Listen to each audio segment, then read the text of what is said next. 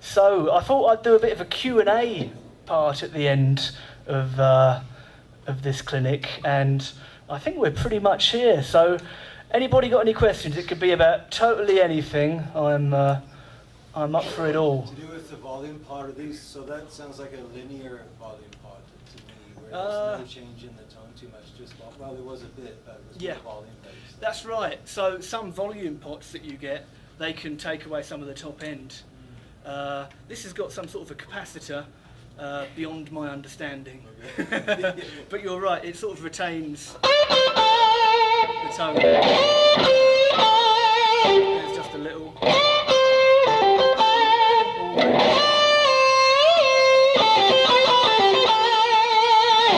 Yeah, so there's some sort of a capacitor in there that allows it to stay the same, but I'm not sure what it is. Yeah, sorry. Anyone else? You said? Yeah. When I'm playing my own stuff or I'm jamming stuff like that, I always play with authority. Well, Great. But probably I play the cover band. Okay. So I'm always playing other people's music. Yeah, yeah. And I always find them a little more tentative because, especially when I'm playing stuff like Guns N' Roses or something where the audience can actually sing the solo. Right. Yeah, yeah. Freaking note it, right? That's very true. Yeah, it's sort of an So I find I intimidating. back off a little bit and it doesn't sound right. Any sort of things that help me to kind of get over that idea of backing off when I'm playing someone else's music? Well, I don't know. It's sort of like I'm sort of thinking of a Zakk Wylde clip when he's talking about taking over for Randy Rhoads, which is like a daunting job, and his thing was just kick the door down and go for it. I've tried that a couple of times and I've fallen down the stairs. Yeah, I don't know. I think it's just practice, really. Just practice. Get into it. Like most of the solos they're all it's rock and hard rock. So it's all pentatonic type of stuff. Yeah. So it's not like it's difficult. I'm not playing like harmonic minors or anything like that. Yeah. But it just for some reason I just can't get out of my head. Yeah. When it's such an iconic solo, like I said, the Guns N' Roses or something like that. Right? Yeah. So I've played a few Guns N' Roses tunes in cover bands. That's terrible.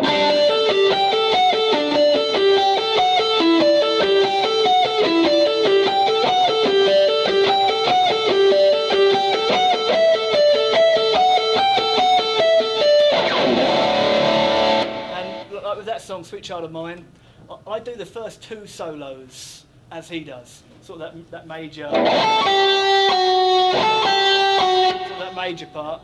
I do that because everyone is singing it. Well, it's a slow melody, and then the next solo.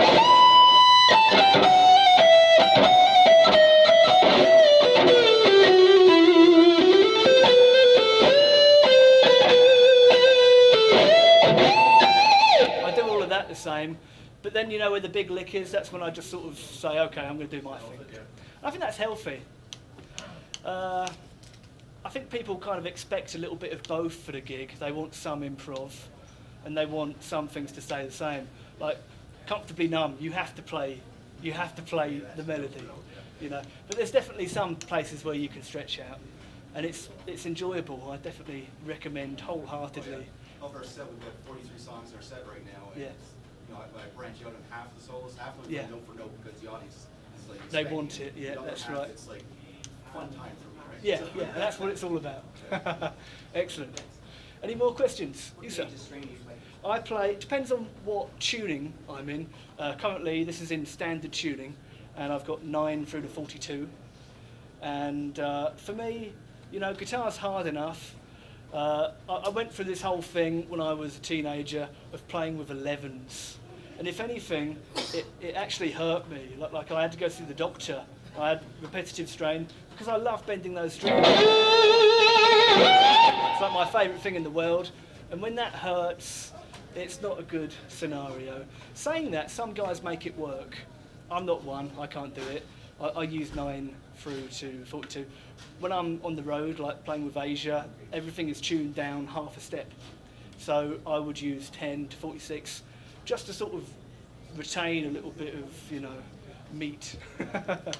Yeah. What do you play? I was on 9 for a long time, and it kind of bumped up to 10. 10, yeah. Just want a little bit more strength in my hand. Yeah, yeah. I play my acoustic and I have no strings, so I'm always on my electric. Right. So I boost it up to 10 just a bit. I bend some, maybe not quite as much as you do. I can still get a decent bend out of 10. And it feels good, it's not hurting?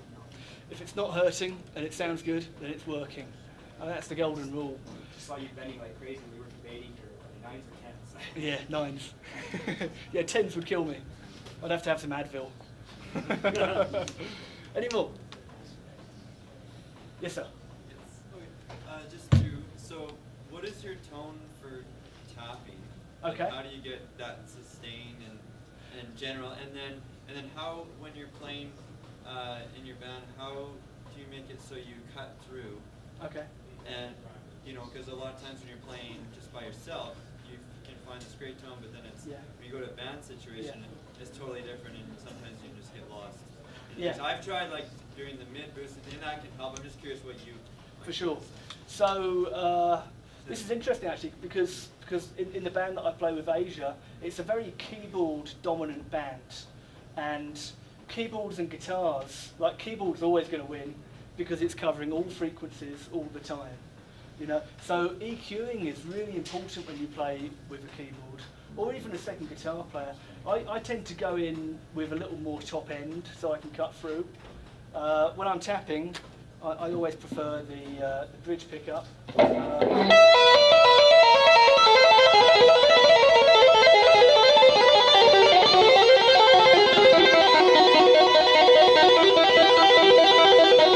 That's cutting through, but the neck to me, it's just a little bit sort of flubby, if that's a word.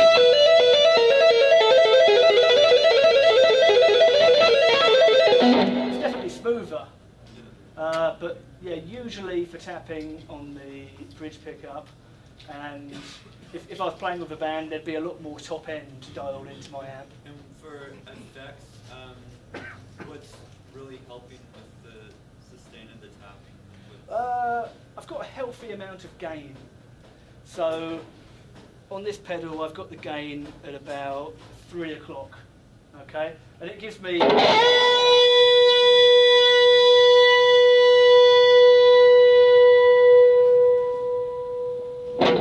It's a Nigel Tufnell amount of sustain. So it's a lot to do with the distortion. Yeah, To yeah. crank up that gain. Yeah, Okay. and going back to the muting, it's controlling that because if I got someone to beat my guitar with the stick again, I'd have to make sure everything was muted because sometimes that sustain can be your enemy in those scenarios. If those open strings.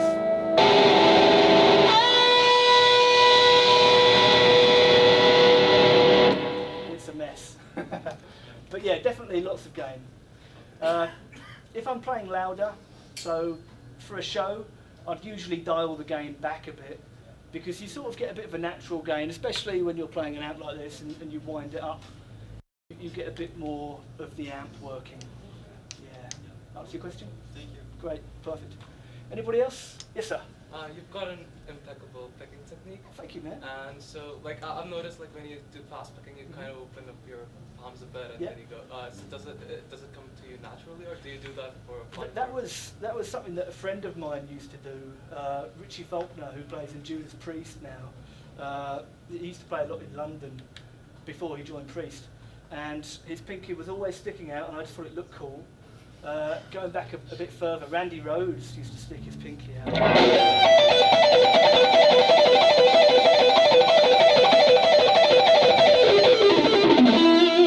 So I just like the way it looks. I don't think it does anything apart from that. I suppose the other thing is my pinky is my controller. So whenever I'm switching pickups, or whenever I'm dialing in more volume or less tone or something, the pinky is in charge. So I suppose it's kind of nice for it to be accessible. And the other thing is like little volume switches.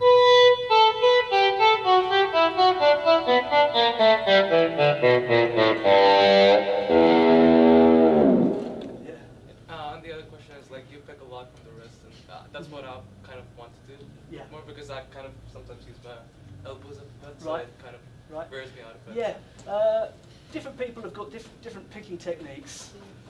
One of my favourite guitar players in the world is Paul Gilbert, and I watched a ton of Paul Gilbert instructional material when I was younger, and that's what he would talk about. He would talk about picking from the wrist, and sort of slanting the pick a little bit. So when I'm picking, the pick is at a 45-degree angle to the string, and it's all in the wrist. And I think the reason why that works so well is it takes any movement out of your fingers. You know, the fingers can get tired, okay, but your wrist is stronger, so to have all of the movement in the stronger muscle groups means you can do it for longer, right?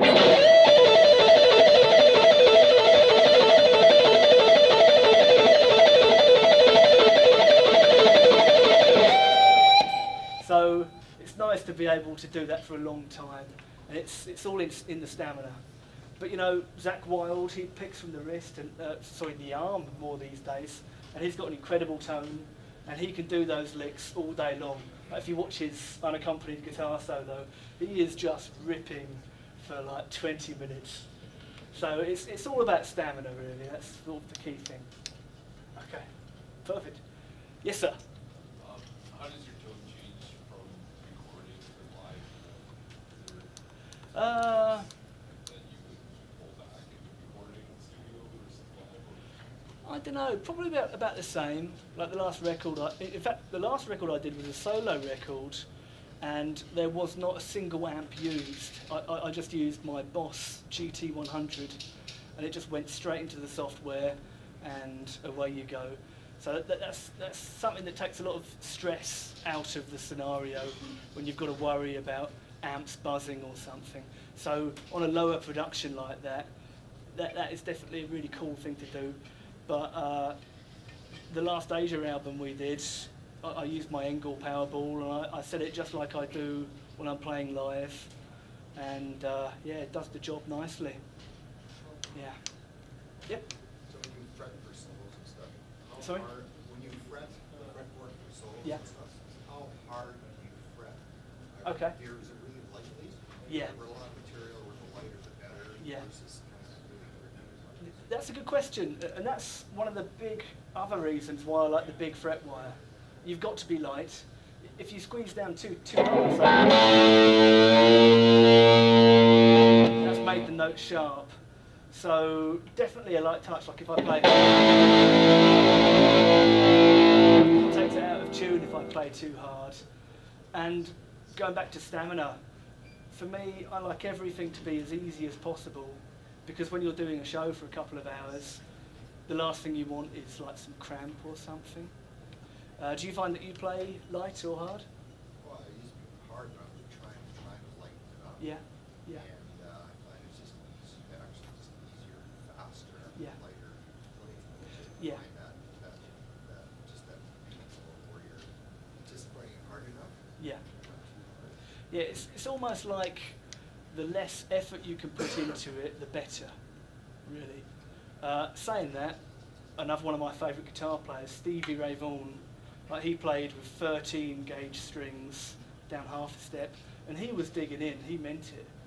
A friend of mine was telling me when the Fender Custom Shop got their hands on his guitar to make the signature model, no one in the custom shop could play it because it was set up that difficult. And yeah, and, you know, I don't know if it hurt him, but it sounded great. There's another story where he used to super glue his fingers to his shoulder and steal the skin off of his shoulder because, you know, he was just messing his fingers up that bad.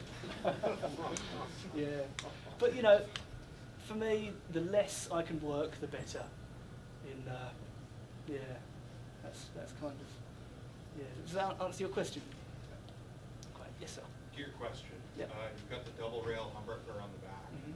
You're saying that singles are also humbuckers. Is there a reason that you got the double rail? Did you never find a single that made you happy, or did the Mexi just come with the double rail? These are all aftermarket. These are both Damasio choppers, which is probably my favourite neck pickup. I've got these in a few guitars actually, and for me, it still retains some of that single coil character, even though it's a humbucker. And of course, one of the big things for me is it bucks the hum. So I've got my volume up, and that's wound up a little bit, and it's pretty quiet. So the other way that I've got this wired is when I go to that 4 position there, it's actually using half of this, so just one coil from this chopper and one coil from this chopper, so you can kind of get that thing, you know. It still does that nice clean thing. But yeah, for the faster stuff I like to do, it's usually the neck pickup because it's smoother.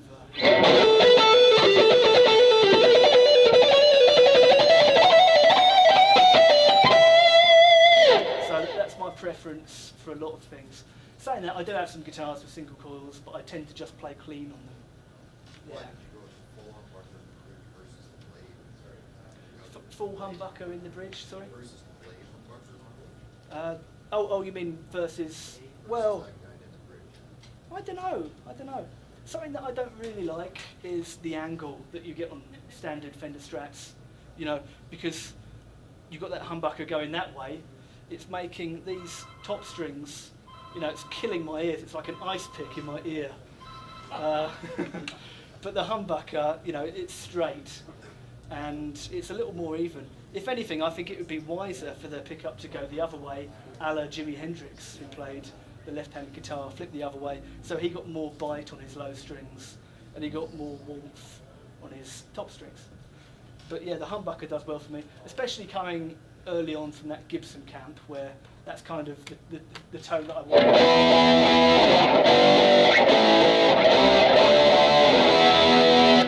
Yeah. Anybody else?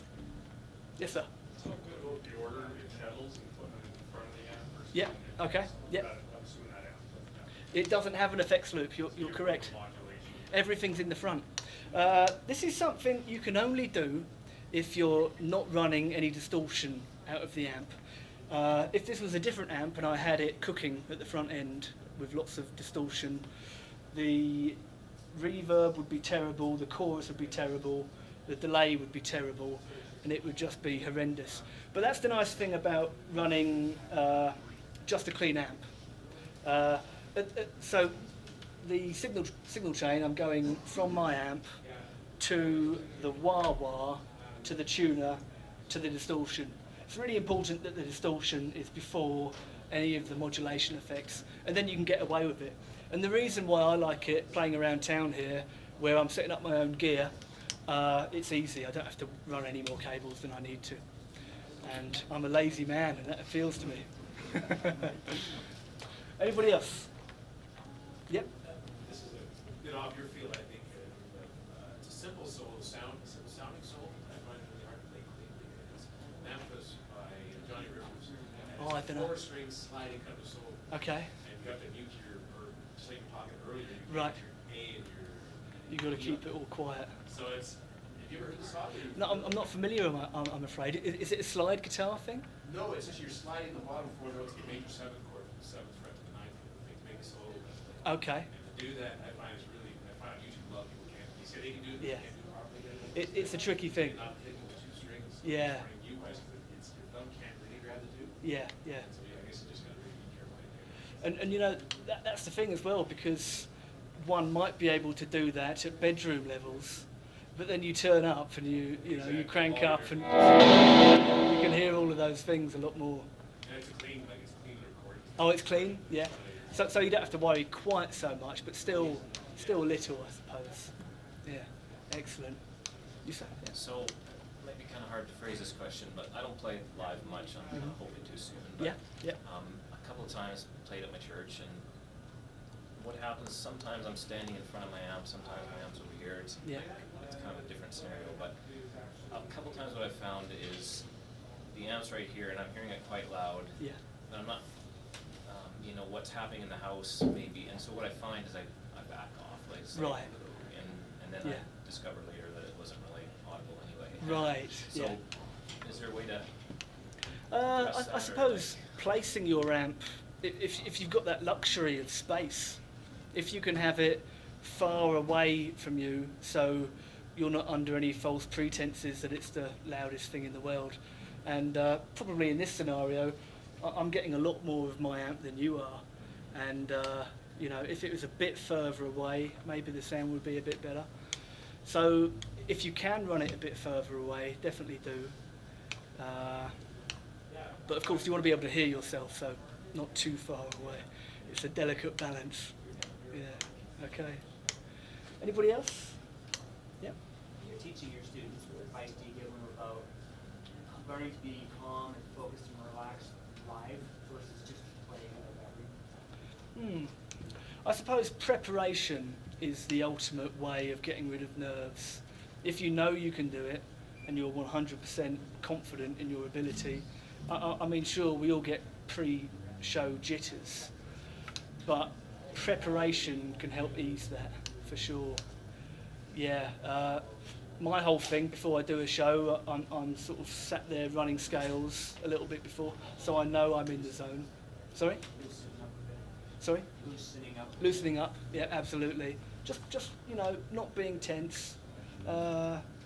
Another really good thing, actually, as guitar players, we all like to practice sitting down.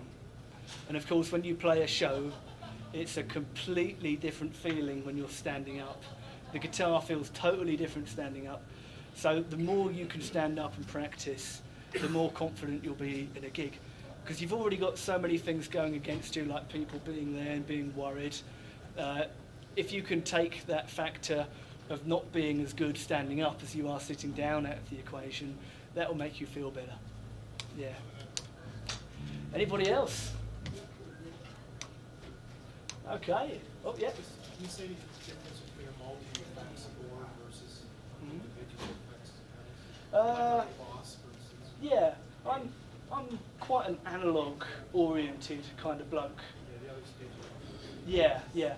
For me, using a pedal board like this, where everything is on the ground, I prefer that for a live situation, because I can look down and I can tweak things.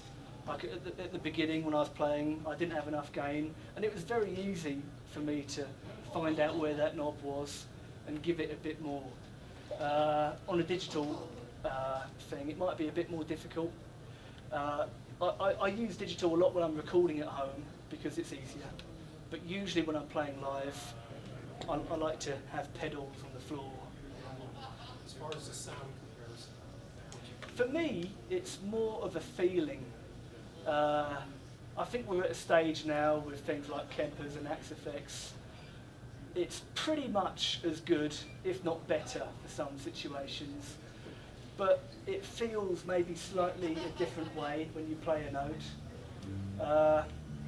That might sound a bit new agey, but for me, it definitely is a feel. When you've got tubes working, it just feels a certain way. And that feels more like home for me. And the funny thing about the digital thing is it's always going to be trying to sound like that because that's what everybody likes. So in many ways, that is superior. Although different things for different jobs. Yeah. Anybody else? Yep. Is your wah stock or is it modified? It's totally stock. It's a crybaby. Nothing fancy. It just, you know. Yeah, totally stock. Yeah, I've used that for quite a long time. I like it. I don't see any need to have a fancier one. There was a funny guitar meme that I saw on Facebook the other day, and it's got a picture of Jimi Hendrix, and it says, "The people at Woodstock tried their best to enjoy Jimmy's performance, even though his pedals weren't true bypass." And for me, that says it all. If it sounds good, then it's good. Okay, anyone else? Well, thanks everyone for coming. I really appreciate it. Paul mentioned to me that they're doing the draw for this at the end of the month, I believe. So stay tuned for that. I appreciate the turnout. Thanks for coming, guys. Keep on rocking.